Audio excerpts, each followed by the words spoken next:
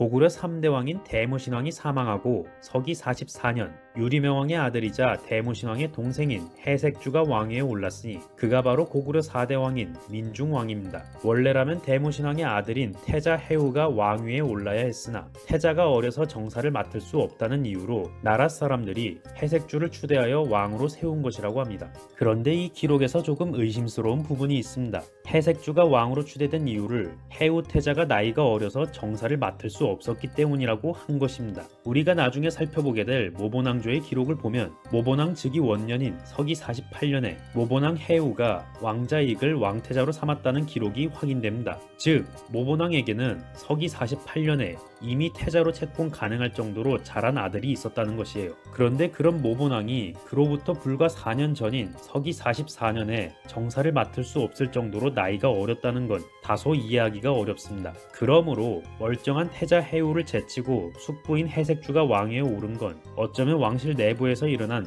권력 다툼의 결과일 가능성이 있어 보입니다. 한편 나라 사람들이 민중왕 해색주를 추대하여 왕으로 세웠다는 기록도 주목할 만합니다. 여기서 말하는 나라 사람이란 삼국사기 원문의 국인이란 단어를 직역한 건데 얼핏 보면 그냥 나라의 백성, 국민을 의미하는 것처럼 보일 수도 있어요. 그렇게 해석한다면 이 기록은 해색주가 백성들의 지지를 받아서 왕이 되었다는 걸로 볼 수 있겠죠. 그러나 이 국인은 백성을 의미하는 민과는 엄연히 구분되는 개념입니다. 국인이라는 단어가 나오는 기록들을 보면 이 국인과 민을 별도로 구분하여 기록한 사례들이 보이거든요. 게다가 국인들은 일반 민과 달리 국정에 참여하는 모습도 볼 수 있습니다. 그럼 민과는 구분되는 이 국인은 대체 어떤 사람들을 의미하는 걸까요? 국인이라는 개념을 제대로 이해하기 위해서는 먼저 국의 의미를 알아야 합니다. 일반적으로 국은 나라를 의미하는 것으로 쓰입니다. 그러나 고대 중국에서는 국의 의미가 제후가 다스리는 나라라는 의미도 있지만 나라의 도읍을 가리키기도 했습니다. 고구려 관련 기록에서도 국이 왕궁을 중심으로 한 수도권 지역에 대한 의미로 쓰인 사례가 확인됩니다.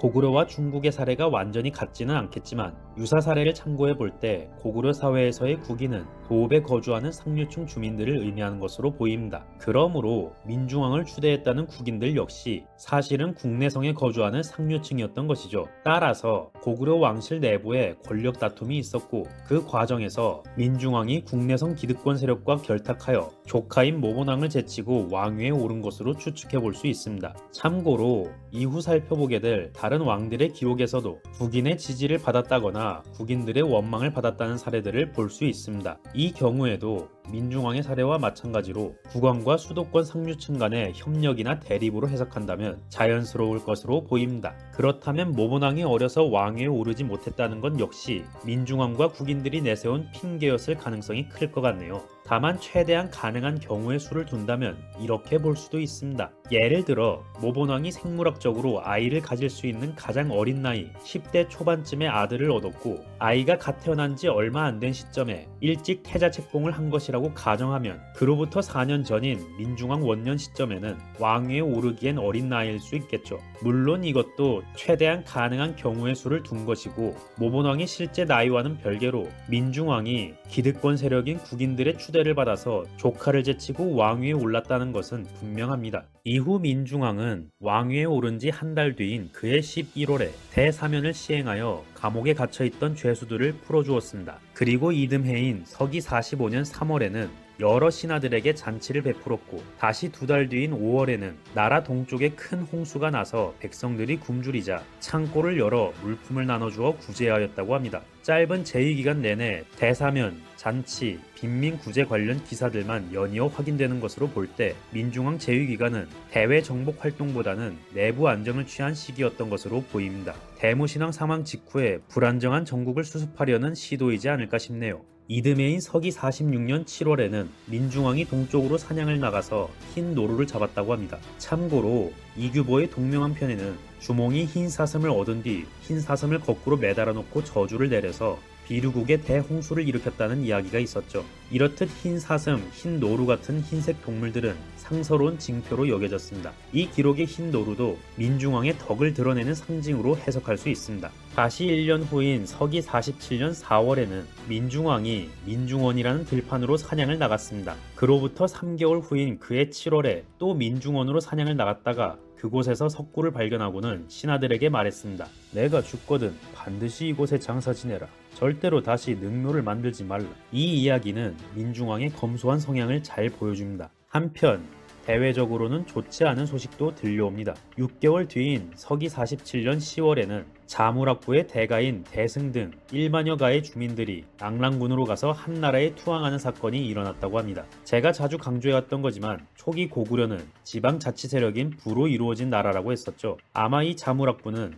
고구려에 속한 여러 부 중 하나였던 것으로 보입니다. 참고로 이전에 대모신왕이 비르나부의 부장을 교체한 사건에서 알 수 있듯이 당시 고구려 중앙정부는 각 부에서 일어난 일에 관여할 수 있는 권한을 가지게 되었습니다. 여러분 드라마 고려 고란전쟁 보신 분들은 기억하시겠지만 고려 현종이 중앙집권 정책을 시행하니까 지방 호족들이 거세게 반발하는 장면이 있었잖아요. 솔직히 지방 세력들 입장에서는 그동안 큰 간섭 없이 자유롭게 살고 있었는데 갑자기 중앙정부가 이래라 저래라 간섭하려고 들면 짜증날 수밖에 없겠죠. 아마 자무락부는 이러한 고구려 중앙정부의 정책에 불만을 가졌던 세력인 것으로 보입니다. 그런 와중에 대무신왕이 사망하고 왕실 내부에서 권력 다툼이 일어나면서 정국이 어수선해지자 한나라 낙랑군으로 투항한 것이 아닐까 싶습니다. 참고로 한반도 서북부 지역에서는 그로부터 3년 전인 서기 44년에 옛 낙랑국당이 한나라 낙랑군의 관할 범위로 들어온 상황이었습니다. 낙랑군의 세력 확장 역시 자무락부의 동향에 영향을 줬겠죠. 아마 자무락부는 이때 낙랑군 세력이 확장된 것을 감지하고 옛 낙랑국당을 거쳐 한나라 낙랑군에 투항한 것으로 보입니다. 이후 이듬해인 서기 48년 민중왕이 5년이라는 짧은 재위기간을 끝으로 세상을 떠났습니다. 참고로 앞에서 민중왕이 민중원이라는 들판에서 석굴을 발견하고 자신이 죽으면 그 석굴에 장사 지내달라고 말했었죠. 왕후와 여러 신하들은 왕이 생전에 남긴 명을 어기기 어렵다고 여겨 석굴에 장사 지내고 그를 장사 지낸 땅인 민중원에서 이름을 따와 왕호를 민중왕으로 했다고 합니다. 왕의 무덤이 위치한 곳의 지명, 즉 장지명을 왕의 호칭으로 쓴 것이죠. 예를 들자면 왕의 시신을 종로에 묻었으면 종로왕, 용산에 묻었으면 용산왕, 이런 식으로 왕호를 지은 거예요. 이렇게 장지명으로 왕호를 짓는 전통은 민중왕 이후 꾸준히 확인되며 백제와 신라에서는 확인되지 않는 고구려의 독특한 문화입니다. 고구려의 왕호는 대체로 왕의 본명을 왕호로 쓴 휘형 왕호, 왕이 묻힌 곳의 지명을 왕호로 쓴 장지명형 왕호, 왕의 업적이나 특징을 왕호로 쓴 훈적형 왕호, 대왕 칭호가 붙는 대왕형 왕호 등으로 나누어지는데 이 가운데 장지명형 왕호가 가장 많이 확인됩니다. 실제로 역대 고구려 왕들의 왕호를 보면 원, 천, 양, 강, 림 등의 지명과 관련된 단어가 많이 붙는 것을 볼 수 있는데 이 단어들이 들어간 왕호들은 모두 왕의 무덤이 위치한 지역에서 가져온 이름들입니다. 그러니까 고국천왕, 고국원왕, 소수림왕, 고국양왕 이런 왕들의 이름이 사실은 모두 무덤이 위치한 지역명이었던 거예요. 자, 그럼 당시 고구려인들의 관념을 잘 엿볼 수 있는 자료인 광개토대왕 릉비의 표기 방식을 한번 살펴보겠습니다. 광개토대왕 릉비에서는 광개토대왕의 정식 왕호를 국강상 광개토경 평안호태왕이라고 표기했는데 여기서 국강상은 왕이 묻힌 장소, 광개토경은 그의 업적이며 평안은 마찬가지로 그의 업적으로 보는 의견이 대부분이지만 최근 들어 그의 이름으로 보는 소수 의견도 있습니다. 이것을 풀이해보면 국강상이라는 장소에 묻혔으며 영토를 넓히고 평안하게 한 훌륭하신 태왕이란 뜻이 됩니다. 광개토대왕의 왕호 앞에도 장지명이 붙은 것을 보면 고구려 사람들에게 왕의 무덤이 위치한 장소가 매우 중요했음을 알 수 있습니다.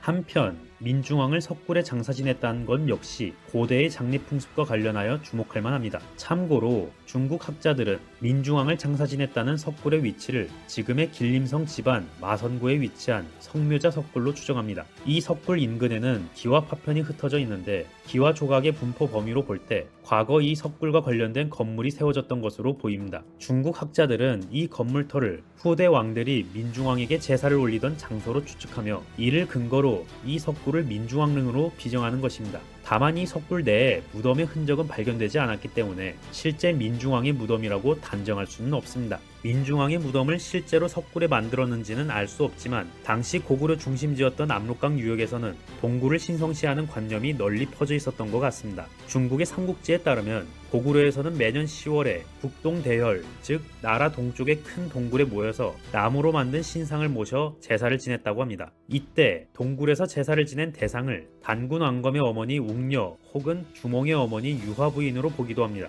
웅녀는 동굴 속에서 쑥과 마늘을 먹으며 버틴 끝에 사람이 되었고 유화 부인은 어두운 별궁 안에 갇힌 상태에서 햇빛을 받아 주몽을 임신했었죠. 두 여신 모두 동굴이라는 요소와 관계가 있는 것입니다. 초기 고구려 주민들의 활동 범위인 요동 동부 지역은 기본적으로 산지 지형에 석회암 동굴이 많이 형성되어 있는 지역입니다. 아무래도 동굴을 자주 접하는 지역이니 동굴에 대한 관념도 자연스럽게 형성되었겠죠. 참고로 기원전 2000년기에 요동 산지의 태자 유역에는 마성자 문화라는 청동기 시대 문화가 존재했었는데 이 문화권에서도 가족 단위로 동굴에 무덤을 마련한 동굴 무덤이 확인됩니다. 민중왕을 섭굴에 장사 지냈다는 일화와 비슷한 느낌이죠. 다만 청동기 시대 마성자 문화와 고구려 민중왕 시기는 시간 차이가 무려 1000년 넘게 나기 때문에 직접적으로 연결된다고 보기는 어렵습니다. 게다가 당시 고구려 왕실의 무덤 양식은 돌무더기를 쌓아 만든 적석총이었기 때문에 동굴 무덤은 당시 보편적인 무덤 양식이 아니었습니다. 이 지역에서의 동굴 숭배 관념이 선사시대부터 고구려 시기까지 이어져 내려왔다는 것과 민중왕의 검소함을 나타내는 이야기 정도로 이해하시면 될 것 같네요.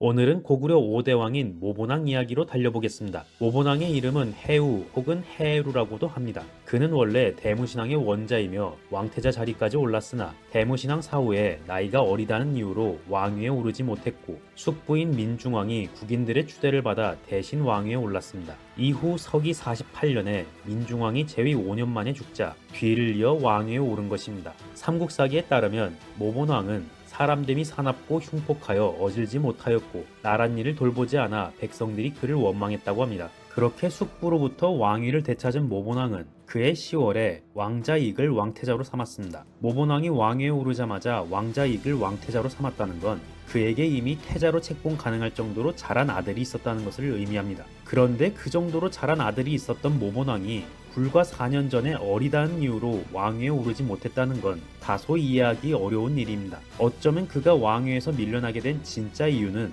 왕실 내부에서 일어난 권력 다툼 때문일 가능성이 커 보입니다. 이후 이듬해인 서기 49년에는 장수를 보내 한나라의 부평군, 어양군, 상곡군, 태원군 등을 습격하였습니다. 그런데 당시 요동태수 채융이 은혜와 신의로 대우함으로 다시 화친을 맺었다고 합니다. 참고로 이때 모본왕이 군대를 보내 습격했던 한나라 행정구역들 가운데 우북평군, 어양군, 상곡군은 지금의 내몽고 일부와 하북성 북부에 위치한 군현으로 과거 전국시대 연나라가 동호와 고조선을 격파한 뒤 그 땅에 세운 5개의 군현에 속합니다. 이후 한나라 시기에 이르면 유주에 소속되어 선비 오환을 상대했다고 합니다. 그리고 태원군은 지금의 산서성 북부에 위치한 군현으로 전국시대에는 조나라의 주요 영토였고 한나라 시기에는 병주에 소속되어 흉노, 선비 등 북방민족을 맡는 전방기지 역할을 수행했습니다. 참고로 훗날 고구려를 멸망시킨 나라인 당나라의 고조 이연이 당나라를 건국하기 전 근거지로 삼았던 곳이 공교롭게도 바로 이곳 태원입니다.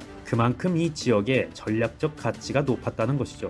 이 행정구역들은 일부를 제외하면 만리장성 넘어 중원지역에 위치한 곳으로 그 중에서도 병주 태원군은 현재 중국 수도 베이징보다도 더 서쪽 깊숙한 곳에 위치했습니다. 즉 압록강 유역에 위치했던 초기 고구려가 그 먼 곳까지 원정을 다녀왔다는 것이죠. 워낙 규모가 큰 원정이다 보니 이때 일어난 군사작전의 진위 여부에 대해 의문을 가지는 연구자들도 있습니다. 이 사건은 중국 역사서에도 기록되어 있는데 후한서 동의열전 고구려전에서는 고구려가 해당 군현들을 노략질하자 요동태수 채용이 타일렀고 모두 다시 항복하였다고 기록하였습니다. 그런데 같은 책인 후한서 광무제기에서는 같은 사건을 기록하면서 침략 주체를 직접적으로 고구려라고 표현하지는 않고 요동 바깥의 맥인들이 우북평, 어양, 상곡, 태원을 노략질하였다고 기록하였습니다. 여기서 맥인은 일반적으로 예맥이라고 불리는 만주 지역 주민들에 대한 명칭 중 하나이며 고구려인을 가리키는 표현으로도 쓰였습니다. 어떤 연구자들은 정황상 당시 고구려가 중원 내륙까지 공격했다는 것을 믿기 어렵다고 말하며 여기서 말하는 맥인이 고구려에 속하지 않은 예맥족이거나 선비족을 잘못 기록한 것일 수도 있다고 주장합니다. 이런 견해들은 대체로 초기 고구려가 그 먼 곳까지 원정을 갈 수 없을 것이라는 생각을 전제로 두고 논리를 전개하는 경향이 있습니다.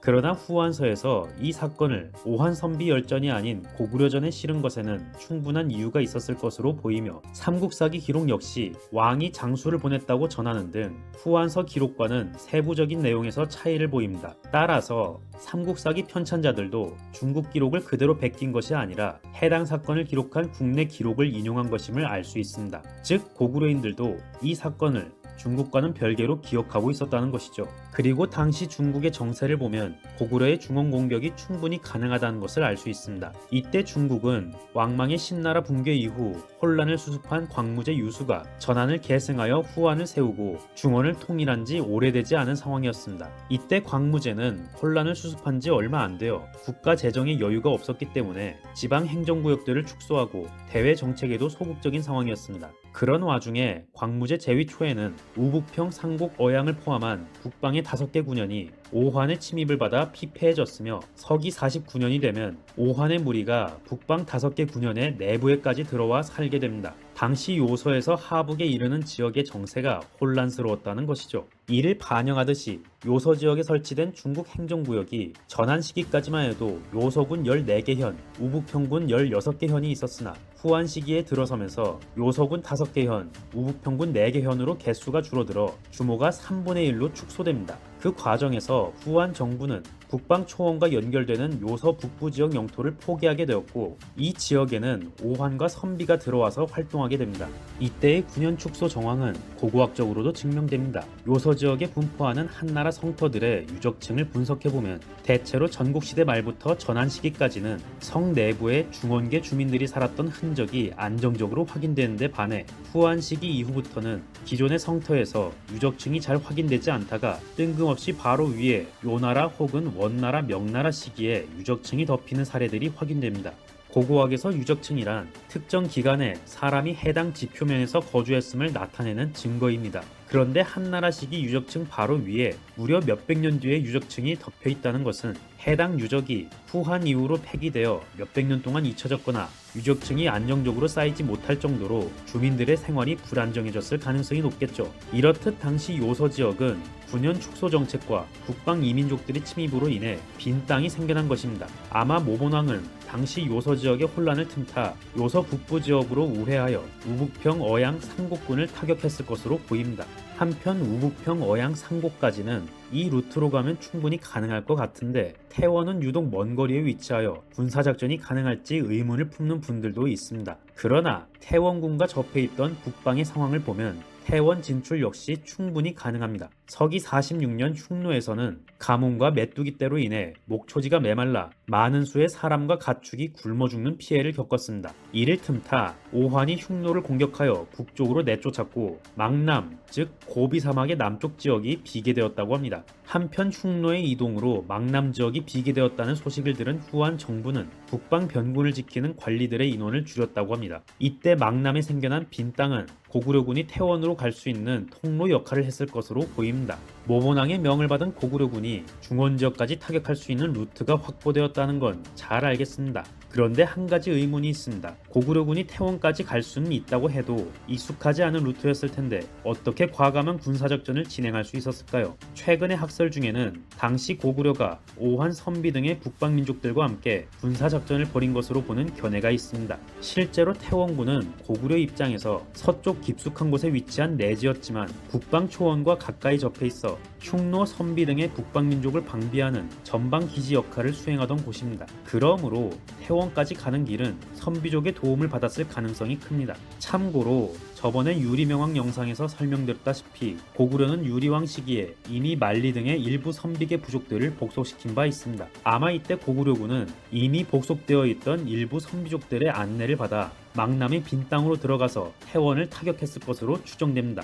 그렇다면 모본왕은 왜 굳이 가까운 요동군이 아닌 멀리 떨어진 군현들을 공격했던 걸까요? 그 이유는 크게 내부적 요인과 외부적 요인으로 나누어집니다. 우선 내부적 요인을 살펴보면 당시 고구려는 대무신왕의 사망 이후로 민중왕과 모본왕 간의 권력 다툼이 있었고 민중왕 재위 기간에는 고구려 중앙정부에 불만을 가지고 있던 자몰악부가 낙랑군으로 투항하는 등 불안정한 정국이었습니다. 이때 모본왕은 내부의 불안정한 상황을 해소하고자 과감한 대외원정을 단행했던 것으로 보입니다. 다음으로 외부적 요인을 살펴보겠습니다. 우북평, 상곡, 어양 등 서쪽 군현들의 사정이 좋지 않았던 것에 반해 당시 요동태수로 부임한 채융은 선비족의 침입을 격퇴하고 요새 밖으로 나가서 선비족들을 추격할 정도로 대외정책에 적극적인 사람이었습니다. 불과 20년 전에 요동태수의 침입을 막아냈던 고구려로서는 이런 적극적인 인물이 요동태수로 부임하였으니 안보적 불안감을 느낄만 했겠죠. 결국 채용의 요동태수 부임은 고구려와 한나라 간의 긴장 관계를 증폭시키는 요인이 되었을 것으로 보입니다.